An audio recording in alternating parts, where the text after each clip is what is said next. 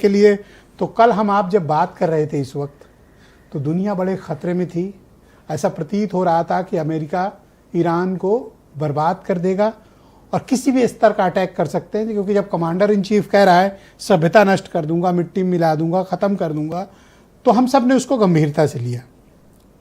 आखिर दुनिया की सबसे ताकतवर आर्मी एक स्ट्रेट ऑफ हार्मूज नहीं खुलवा पाई सर।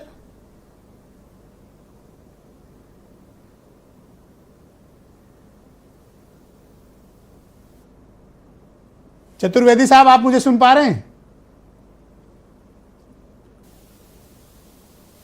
सर आपने म्यूट कर रखा है सर, आवाज नहीं आ रही आपकी।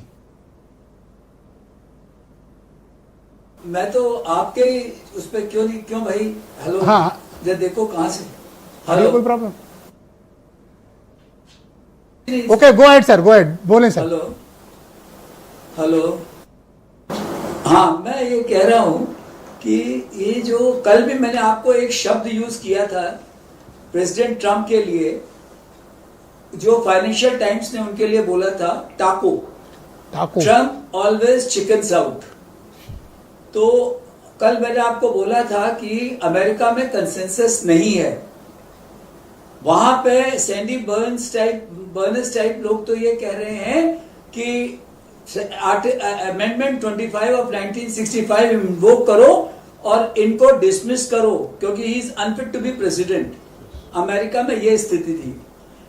31 बिलियन डॉलर का उनको नुकसान अमेरिका को हो चुका है। हर दिन उनकी लड़ाई की कीमत करीब 500 मिलियन डॉलर है। अगर आप दूसरा तरफ देखें ईरान के 3,500 लोग मर चुके हैं, 20,000 से ज्यादा जो है वो घायल हो चुके हैं, 10 बिलियन का नुकसान हो गया है, 10% उनकी जीडीपी नीचे चली गई है। रियाल आज 1 मिलियन रियाल $1 के बराबर है। तो ये कहना कि ईरान ने अपनी मर्जी से कराया।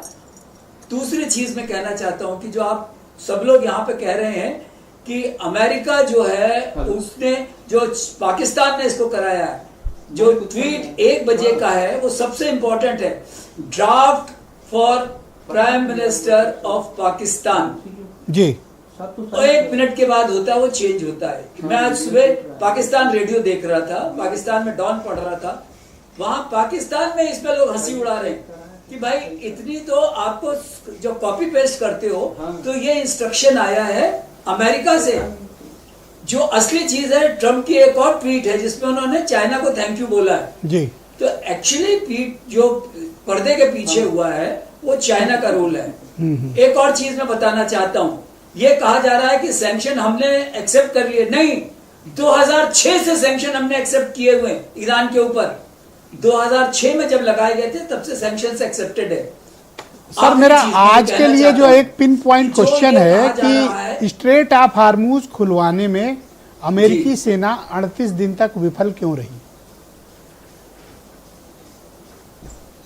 वो इसलिए, बिल्कुल ये जो आपका प्रश्न है बिल्कुल यक्ष प्रश्न है। और इसमें उन्होंने, जो मैंने कल भी आपको बताया था कि मैं एज ए प्रोफेशनल ईरान की आर्मी की प्रशंसा करता हूं कि उन्होंने पिछले 30 साल में पूरी तैयारी कर रखी थी। उन्होंने वो सारे बेसेस डिस्ट्रॉय कर दिए जहां से अमेरिकन को सपोर्ट मिल सकता था। यहां तक कि एक मिसाइल उन्होंने डायगो गार्सिया तक पे मारी है। तो इसलिए जो ये पर्शियन गल्फ थी, इसके अंदर ना बहरीन का बेस काम आ रहा था। उन्होंने सबसे बड़ा काम क्या किया, जो कुवैत में और बहरीन में जो रेडार स्टेशंस थे उनको डिस्ट्रॉय कर दिया, जिससे कि पूरी की पूरी जो इनके फोर्सेस थे वो ब्लाइंड थे। जो इनका अब्राहम कतर के बेस में मारा, रियाद के बेस में मारा, अबू धाबी में जो बेस दुबई पे बना है उस पे मारा, कोई अमेरिकी बेस बचा नहीं। सीधे 19 बेस जो थे, उन्होंने 19 के 19 बेसेस को मारा है। तो ये बहुत तैयारी करके आए थे। इन्होंने क्लस्टर बॉम्ब का यूज किया क्योंकि जो आयरन डोम और डेविड स्लिंग है और एरो 1 और 2 है, उसमें जो है आप इनकी मिसाइल नहीं पार हो सकती थी।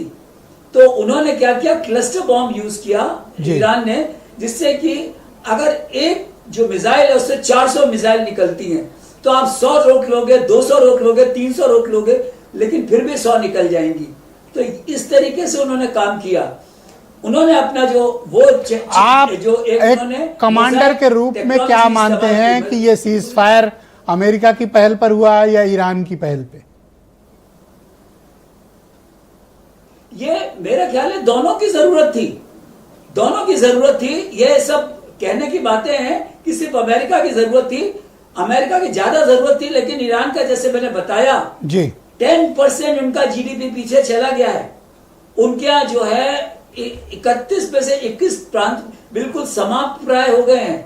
जो ब्रिज कनेक्ट करता है वो खत्म हो गया है जी। तो इसलिए थैंक यू सर, कृपया हमारे साथ बने रहिएगा। डिबेट के दूसरे चरण में आपके बाकी विचारों को हम सम्मान पूर्वक स्थान देंगे। वीरेंद्र सिंह जी हमारे